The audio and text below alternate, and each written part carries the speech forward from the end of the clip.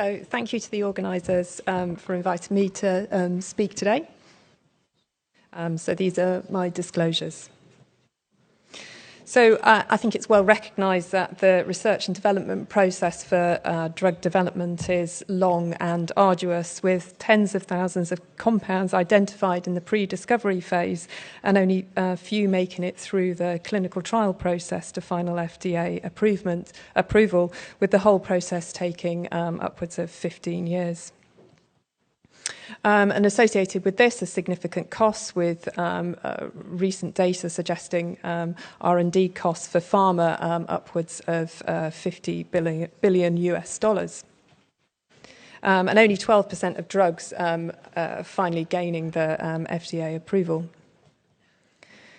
And certainly synovial tissue analysis has been particularly useful in that early drug discovery phase. And the classical example of this, of course, is the identification of TNF-alpha within synovial tissue of RA patients, leading to the development of the first TNF-alpha inhibitor by Tiny Maney's group in the early 90s.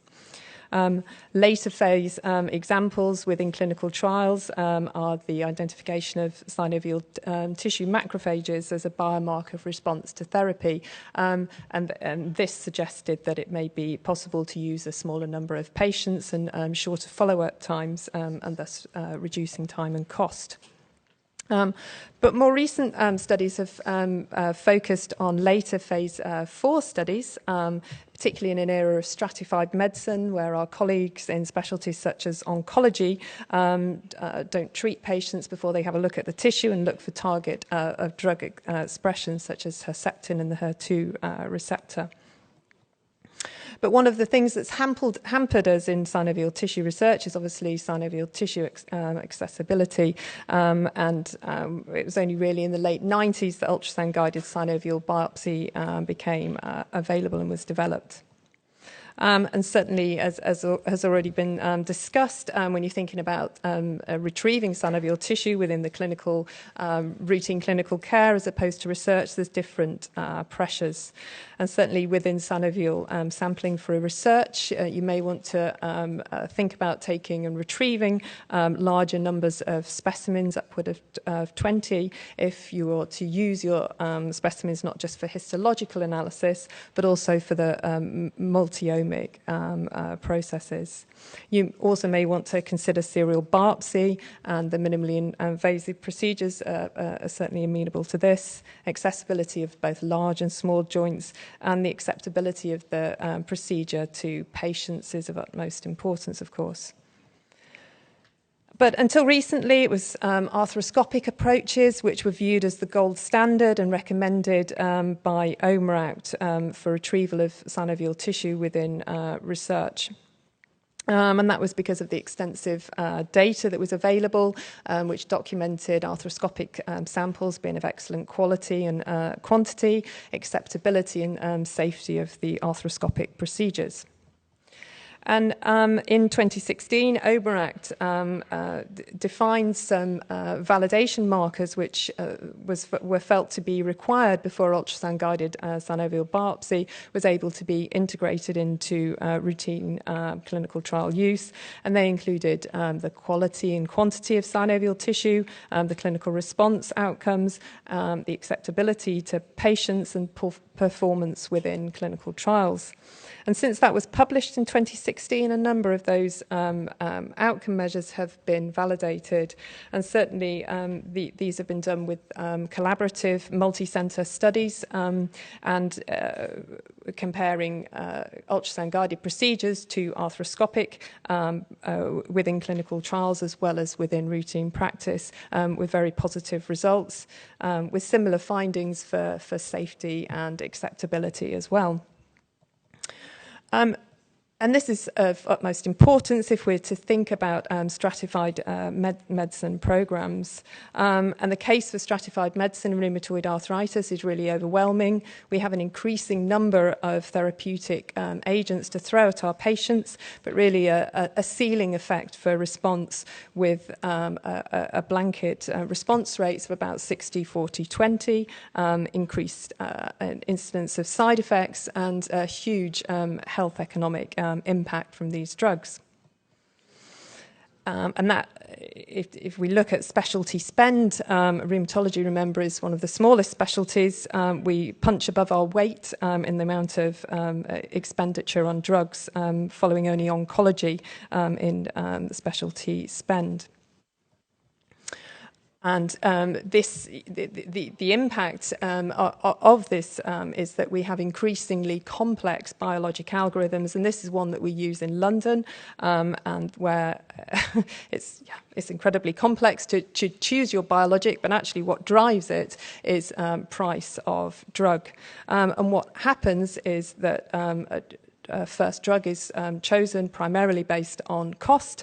Patients cycle then through multiple biologic drugs with increased chance of failing on their subsequent line of therapy. This is data from the BSR Biologics Register, which demonstrates that about 10% of patients who start on biologics actually fall off the end of these patient algorithms. And that's a disaster for patients left with highly active rheumatoid arthritis, often on very high doses of steroids.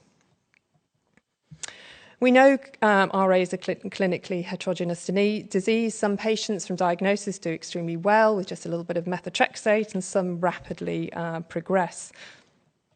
And as been described already, we know that RA is a pathologically heterogeneous disease, and it's been well recognised that we can, when we look at the synovial tissue, there's a grouping of patients into those with this predominant B cell or lymphoid pathotype, those with a macrophage predominant infiltrate, and those with a fibroblastic or porcine type synovial tissue, which is essentially lacking in immune cell infiltration. But what's really been unknown until recently is whether these pathotypes relate to clinical phenotype, disease outcome, or response to therapy. And this has formed the basis of a pathobiology-driven patient stratification program, which is led by the head of the unit that I work in, Konstantina Pitsalis. And for the past decade, we've been studying patients at 3 distinct stages of disease. We've been recruiting patients with very early arthritis to a study called the Pathobiology of Early Arthritis, or the PEAK study. And this is an MRC-funded study where we recruit patients with new onset rheumatoid arthritis, and we take tissue from them before we start them on any sort of disease-modifying therapy. We've also been looking at a second cohort of patients, those that have failed on conventional synthetic DMARDs before they start their first biologic, and again retrieving synovial tissue using these minimally invasive techniques. And the final cohort is the Arthritis study, which again has already been mentioned, but this is an NIHR funding program looking at patients who failed on first-line biologic. Now, the Arthritis studies and STRAP studies have both finished recruitment and have both recruited to target, I'm very pleased to say. The STRAP is still awaiting analysis at the moment. Arthritis, we've done the first round of analysis, and I would love to show you the results, but they're all under embargo to the ACR, so please look out for them then. So what I'm going to focus on is our results from the early arthritis cohort, which have already been mentioned in previous presentations. But just to highlight, what we've identified is that these patients with a lymphomyeloid pathotype, and so these with synovial tissue rich in B cells, are the ones that do poorly. So we take tissue from early arthritis patients, and we see that these are the ones that are going to have the most radiographic progression. We've also recently published, and this was Gloria Lisa Ribeiro, one of our very talented fellows in our unit, who's also looked at these baseline cellular and molecular signatures in our early RA population and identified that very similar pathways can be identified in patients with poor outcome who go on to biologic therapies. So it seems that we can use this synovial tissue at disease onset to identify patients, and it's about 30% of them, who are going to do badly, both radiographically and from a health economic or a drug perspective. And so the next phase of what we wanted to do was look to see if we could identify drug targets within the synovial tissue. And so this is work that is currently in progress at the moment. But what we've done, what our bioinformaticians have done, is identified and put together some drug target modules which cover all the immune therapeutics available for biologics, including CD20, TNF, IL-6, the CD80, 86, and postulated the CSF1 receptor. We've also got a drug target module for these fibroblastic targets as well. And this heat map shows all our early RA patients, and we performed a unsupervised consensus clustering to look to see if there's differential expression in these gene target modules between patients. And as you can see, we ended up with 5 patient clusters. The first 2 clusters expressed generally a differentially higher expression of these drug target modules, but not the fibroblastic group. We've got a mixed bag in patient cluster 3, but in patient cluster 4, we see a differential upregulation of this fibroblastic drug target. And what this, we think, begins to explain is this 60-40-20 effect that we're seeing with a ceiling effect with outcomes.